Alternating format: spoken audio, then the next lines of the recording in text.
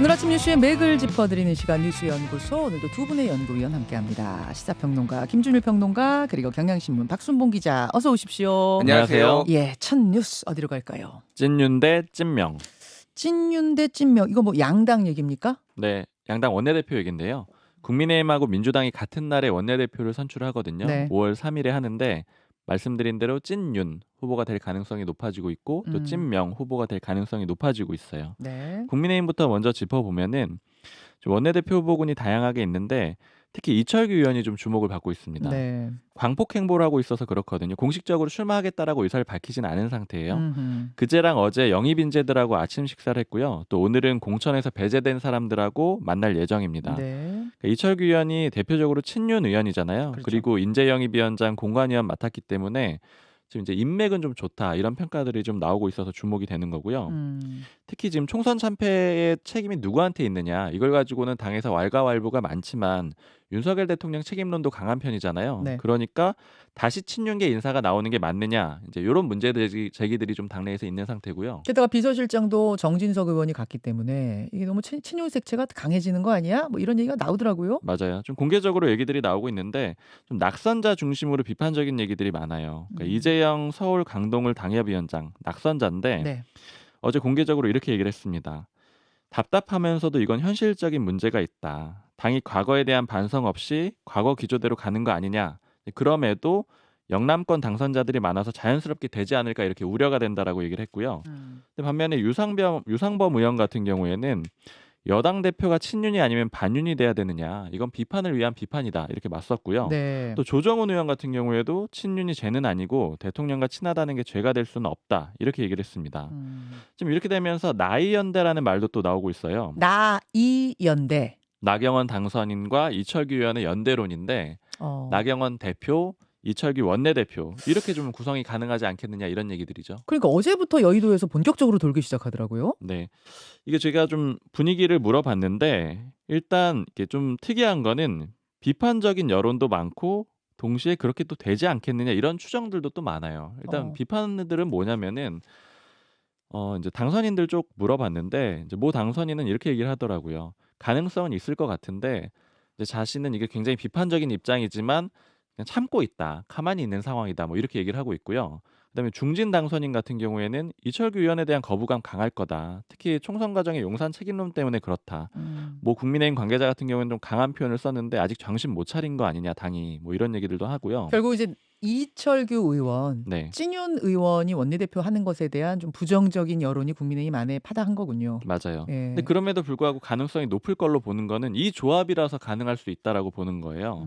일단 지금 지역 배분이 굉장히 좀 중요한 문제거든요. 그렇죠. 투톱을 보면 지역을 배분하게 돼 있는데 만약에 나경원 당선인이 당대표가 될 가능성이 높다라고 치면은 네. 그럼 수도권은 하나 이제 된 거잖아요. 수도권 대표. 그러면 이제 원내대표는 나머지 지역으로 줘야 될 거다 이런 식으로 이제 예측을 하는 건데 TK를 보면은 원내대표가 이미 연속으로 2번 나온 상황이에요. 그러니까 현재 윤재혁 원내대표, 그 전에 주호영 원내대표였거든요. 그러니까 2번 했으니까 TK는 빼고 그러면은 이제 뭐 PK나 강원 이런 쪽으로 가야 되는데 이제 그런 측면에서 영남당 비판도 또 있잖아요. 그러니까 이제 영남이 아닌 그 강원도로 가는 게 맞지 않겠느냐 이런 얘기들이 좀 들리고요. 네. 그리고 이제 추정을 하는 거는 당선인들이 또 영남권이 많잖아요. 네. 그리고 강원도라고는 하지만 친윤들의 지지를 받고 있고 그다음에 이번 총선 결과를 보면은 그 국민의힘에서 꾸준히 했던 얘기가 유일하게 그 영남권 말고 강원도만 좋아진다 이런 식으로 얘기를 했었거든요. 그러니까 강원도는 윤석열 정부 들어서 좀 도움을 많이 받았다라는 그런 인식도 있고 특히 친윤계 의원 중에 뭐 대표적으로 권성동 의원이 있는데 네. 많이 있어요 강원도 쪽에. 아니 대통령의 고향이 거기다 한 뭐 그런 영향도 있는 거예요? 그렇죠. 뭐 고향이라고 하긴 좀 그렇지만 어쨌든 뭐 거기 이제 어린 시절 권성동 의원이랑 예. 같이 보내고 그런 것들도 영향이 있는 거고요. 그러다 보니까 이제 강원도가 좀 주목을 받고 있는 그런 상황도 한 가지가 있습니다. 네. 근데 이제 왜 굳이 다시 또 친윤을 안 치느냐 여기에 대해서는 당내에 여러 가지 해석들이 있는데 네. 좀 비판적인 해석을 전해드리면은 지금 이제 윤석열 대통령의 부담이 작용한 게 아니냐 이런 얘기들이 있어요. 그게 무슨 말이에요? 이제 용산 입장에서는 요번에 이제 총선 결과도 그렇고 어쨌든 기존에 있는 의석도 그렇고 100석이 조금 넘는 그런 수준이잖아요. 예. 그러니까 여러 가지 거부권에 의한 재표결이라든가 여러 가지 상황들이 있을 수 있는데 음흠. 그런 게 이제 친윤 원내대표가 아니게 되면은 이탈을 해 가지고 안 되는 아. 상황이 될 수가 있다라는 거예요. 당내 결속이 더 중요해졌다 어찌 보면. 그렇죠. 더 급해졌기 때문에 그렇기 때문에 친윤계가 나섰다 이런 얘기도 있고 특히 연결해 가지고 어제 그 윤석열 대통령이 의원들 중에서 낙천자들을 불러 가지고 만났거든요. 맞습니다. 연결된 흐름으로 좀 보는 겁니다. 음. 21대 국회에서도 이제 이탈표가 생기는 걸 좀 우려하는 그런 상황이라고 볼 수가 있는 거예요. 음. 그리고 나머지 후보군들이 생각보다 좀 조용한데 일단 이철규 의원이 적극적으로 나서기 때문에 그런데 모 관계자가 이런 얘기를 하더라고요.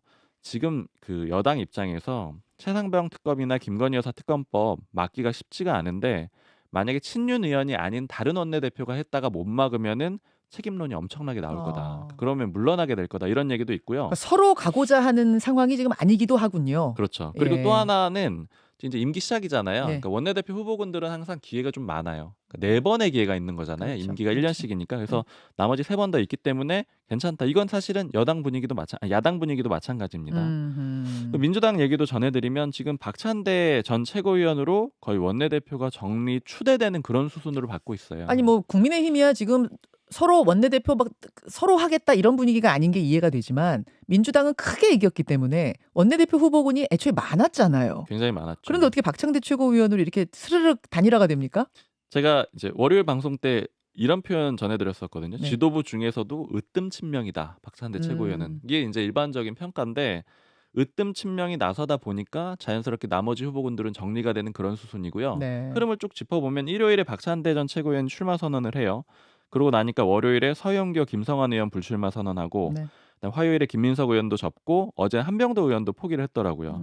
이렇게 되면 이제 박주민 의원 정도 남아 있는데 고민하고 있는 상황이라고는 하는데 아 박주민 의원 대 박찬대 의원 뭐 그 이렇게 정도가 지금 가능할 수 있는 아. 상황인데 그런데 이제 가능성은 좀 높아 보이지가 않고요.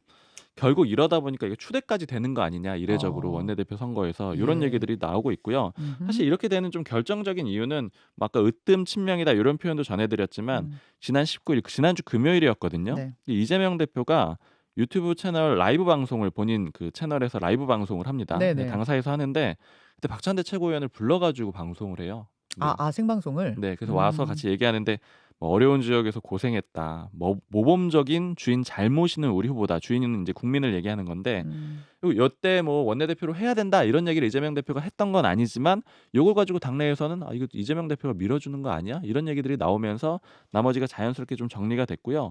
뭐 불출마한 후보 얘기를 들어보니까 이렇게 이미 박찬대 최고위원이 친명이란 마크를 가져간 상황에서 나서게 되면은 뭐 친명 대 뭐 친문 아니면 친명 대 비명 이런 식으로 구도가 짜여져 있을 수가 있기 때문에 나가는 게 좀 부담된다 이런 얘기들도 좀 나오고 있습니다. 자, 5월 3일 그러니까 다음 주 금요일에 치러지는 양당 원내대표 선거의 분위기를 쫙 정리를 해주셨는데 김준일 평론가는 어디에 주목하셨어요? 일단 이제 나경원 의원의 이게 지금 급부상한 게 지금 여의도에서 많이 도는 얘기는 나경원 의원이 대통령과 화해했다 뭐 이런 썰들이 있어요. 그러니까 직접 나오시니까 한번 잠시 후에 제가 인터뷰에서 궁금해서 저도 예. 왜냐하면 지난 전당대회 때 음. 그때 뭐라고 했습니까? 반윤의 우두머리 소리를 들으면서 강제 하차당한 거나 마찬가지 아니겠습니까? 그러니까요. 지지율이 굉장히 높았는데 그 후로는 관계가 소원했을 수밖에 없는 건 당연한 건데 최근에 회복이 됐다 이런 얘기가 들린다는 예, 거죠. 그런 얘기들이 이제 국민의힘 쪽 내부에서도 들리더라고요. 그래서 저도 이제 뭐 이제 궁금한데 이제 그런 겁니다. 지금 특히 이제 이철규라는 카드를 이제 주목을 해야 되는데 양당 모두 그렇지만은 이제 원심력보다는 구심력이 지금 강하게 작동을 하는 거. 예, 그럼 예. 박순봉 기자가 잘 설명을 했지만은 지금 108석 중에 몇 석만 넘어가도 굉장히 많은 어려움들이 이제 생길 수가 있고 특히 뭐 최상병 특검 같은 경우에는 이 여당 내에서도 동조를 하는 사람들이 있다라고 본다면 이게 한번 두 개 무너지면은 걷잡을 수 없다. 뭐 이런 위기 의식이 좀 있는 거죠.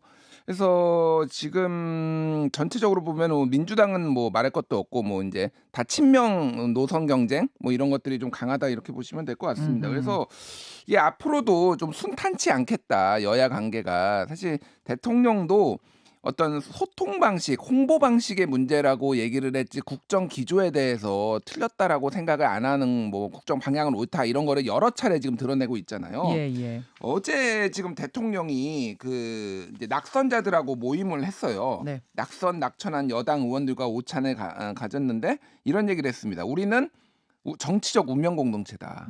예, 그러니까 그러니까 윤석열 정부가 망하면은 사실 여러분도 망하는 거고, 그러니까 같이 협력해야 된다라는 쪽으로 좀 취지를 얘기를 했다라는 거예요. 물론 이제 낙선자들이 얘기를 많이 이런저런 얘기를 많이 털어놨다라고 합니다. 낙선자들도 한 6명 정도가 면전에서 발언했다면서요. 쓴소리도 예. 하고. 뭐 소통을 나름대로 한다고 했는데 실제로 그렇게 했냐? 당 지도부 구성이나 운영을 종전처럼 해오던 대로 해서는 안 되지 않겠냐? 이렇게 얘기를 했는데 네. 뭐 윤석열 대통령 많이 경청을 했지만은 원팀으로 정권 만들었으니 남은 3년 또 잘해보자 뭐 이렇게 얘기하고 뭔가 크게 변화를 얘기하거나 그러진 않았습니다. 그러니까 전체적인 기조가 어쨌든 대통령이나 이 대통령실이 크게 바뀌기가 어렵다라면은 여당도 거기에 조금 같이 이제 보조를 맞추는 거 아니냐, 좀 쉽게 얘기하면 끌려가는 거 아니냐, 뭐 이런 얘기들이 이제 이철규 원내대표 부상설 이런 것과 좀 맞물리고 있다 이렇게 보시면 될 것 같고요. 그래서 잠시 후에 나경원 의원이 물론 당대표 출마하겠다고 선언하지 않았어요, 여러분. 안 왔는데 당 안팎에서는 나 의원 정도가 나서야 되지 않겠느냐 이런 이야기가 유력하게 도는 상황에서 인터뷰 제가 궁금한 거 다 질문하겠습니다. 요거 그리고요. 하나만 말씀드리면 네. 이제 어제 이재명 대표가 이제 최고위원회의에서 최상병 특검 수용해서 국민 명령을 따라야 된다라고 얘기를 했어요.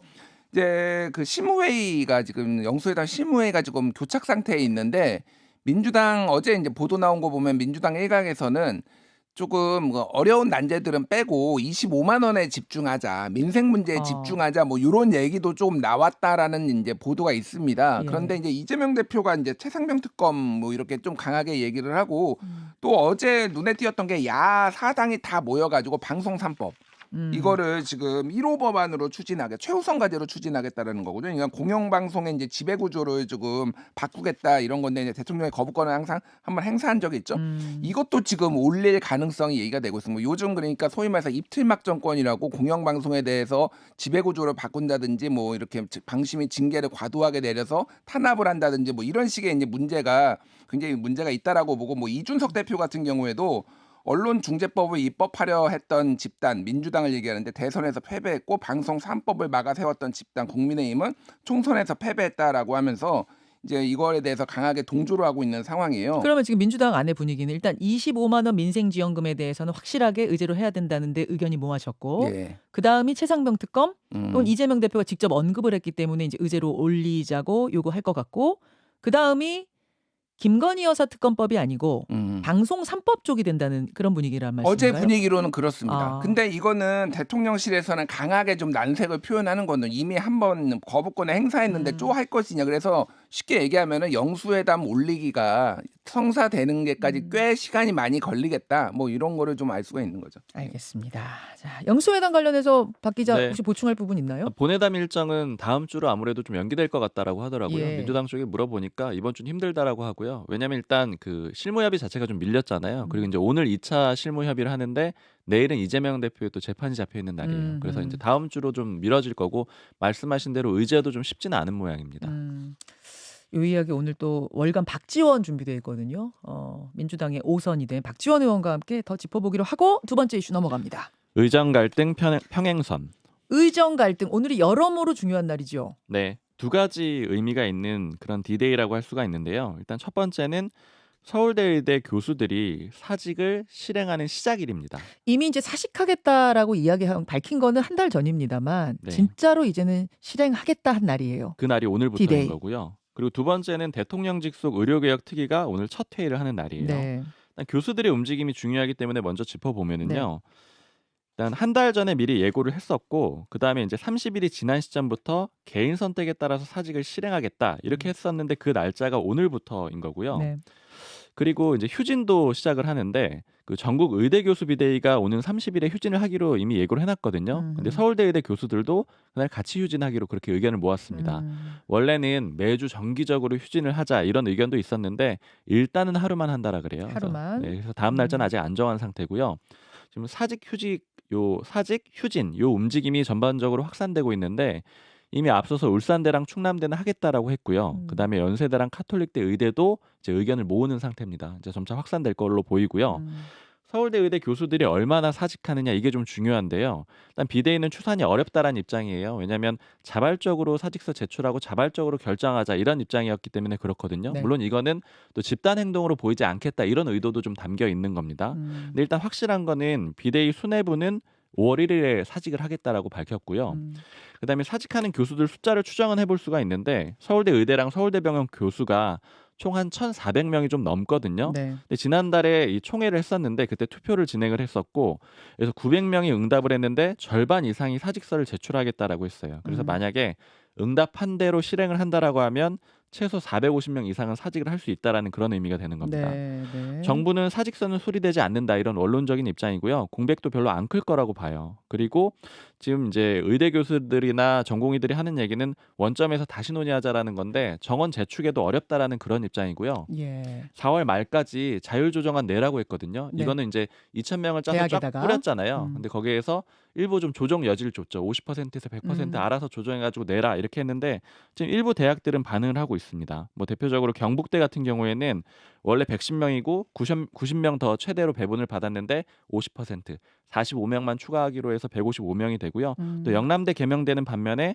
정원 배정해준 대로 100%다 반영을 하겠다. 이렇게 입장을 냈고요. 환자들은 좀 불안해지는 그런 상태입니다. 그러니까 지금 의료계에서는 뭐 2,000명을 1,000명으로 줄이냐 그런 거 말고 아예 다시 원점에서부터 이 명수에 대해 논의하자는 쪽인데 그렇게 받아들일 수는 없다라는 게 정부 측 입장이다 보니까 안 풀리는 거잖아요. 맞아요. 그것도 하나 있고 또 협의 과정에서도 의사단체들만 나서겠다라는 게 의사단체들의 입장인 거예요. 그러니까 정원 조정하는 건 의사단체들만 나서야 되는데 특위는 다른 사람들도 들어와 있잖아요. 이것도 또 하나의 견해차입니다. 아, 다른 직군들도 같이 논의하는 이 자리가 적절한 거냐 이 부분도 논쟁이고 그렇죠. 이런 와중에 교육부에서 2025학년도 같은 경우에는 1,000명 플러스 알파 자율로 조정해라. 반은 이렇게 했지만 2026학년도부터는 다시 2,000명이다. 쐐기를 박는 공문을 보냈다는 게 보도가 되면서 이건 뭐 눈 가리고 아웅하는 것이냐 이제 의료계의 반발은 더 심해지는 상황인 것 같더라고요. 김준일 평론가. 예. 그러니까 의대 교수들 같은 경우에는 사직서를 실제 낸 사람이 뭐 얼마나 되느냐 이거를 가지고 약간의 뭐 갑론을박이 있는데 정부에서 일단 복지부에서는 의대 교수들 사직해도 별 영향 없다라는 입장이에요 지금. 아, 사직할 테면 해라. 뭐 그렇게 하는 건 아닌데 뭐 할 테면 해라가 예, 아니라 예, 예. 이거 정부는 이제 복지부에서 나온 게 이런 거예요. 예.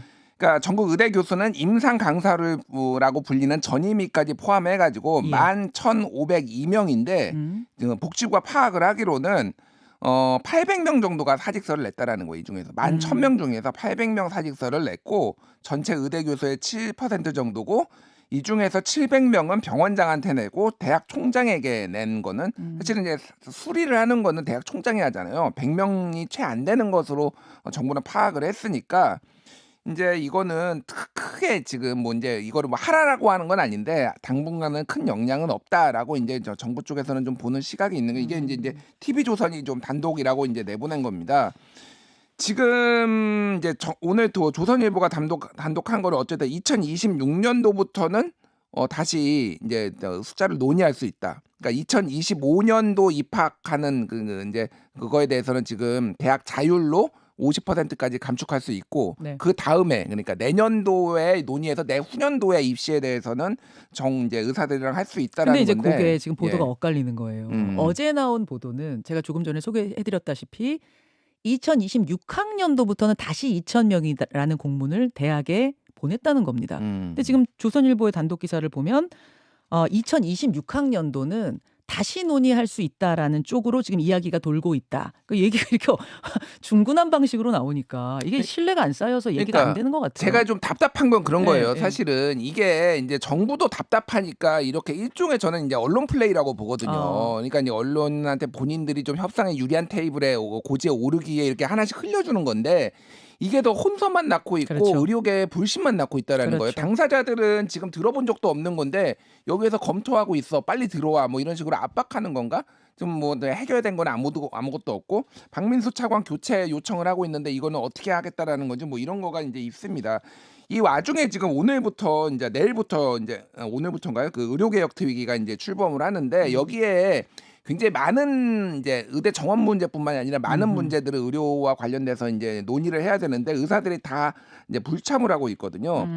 근데 이게 되게 이게 중요한 게 뭐가 있냐면 여기에 지금 이제 협회장이 한국제약바이오협회 회장이에요. 네. 근데 그 복지부 공무원 출신이고 이게 의료의 시장화를 좀 많이 의료 쪽에서는 우려를 해요. 왜냐면 제약 바이오 쪽의 입장을 많이 대변을 할 거 아니에요. 근데 만약에 그게 의사들이 우려가 된다라면은 의사들도 들어가 가지고 뭔가 그거를 좀 바로잡아야 될 방향성을 좀 바꿔야 될 필요도 있지 않나 이런 얘기도 나옵니다. 아이고 걱정입니다. 짧게 세 번째 이슈 박 기자 정리해 주시죠. 연체율 5년 만에 최고. 은행 대출 연체율 얘기죠. 네, 돈 빌린 다음에 원리금 못 갚은 비율을 얘기하는 거거든요. 네. 그러니까 당연히 높을수록 안 좋은 건데요. 그 5년 만에 거의 최고치를 기록을 했습니다. 0.51%고요. 2019년 5월 이후 최고치예요. 특히 비중을 보면은 중소법인하고 개인 사업자 연체율이 높았거든요. 그러니까 이 얘기는 자영업자들이 힘들다라는 얘기입니다. 네. 그러니까 지금 금리가 안 떨어지니까 취약한 차주들부터 무너지고 있는 거고요. 풍선 효과도 나타나고 있어요. 그러니까 이금융권으로 넘어가는 건데 저축은행 연체율도 높고요. 또 카드론 잔액도 역대 최대치라고 합니다. 여기까지 두 분 수고하셨습니다. 감사합니다. 김현정의 뉴스쇼는 시청자 여러분의 참여를 기다립니다. 구독과 좋아요, 댓글 잊지 않으셨죠? 알림 설정을 해두시면 평일 아침 7시 10분 실시간 라이브도 참여하실 수 있습니다.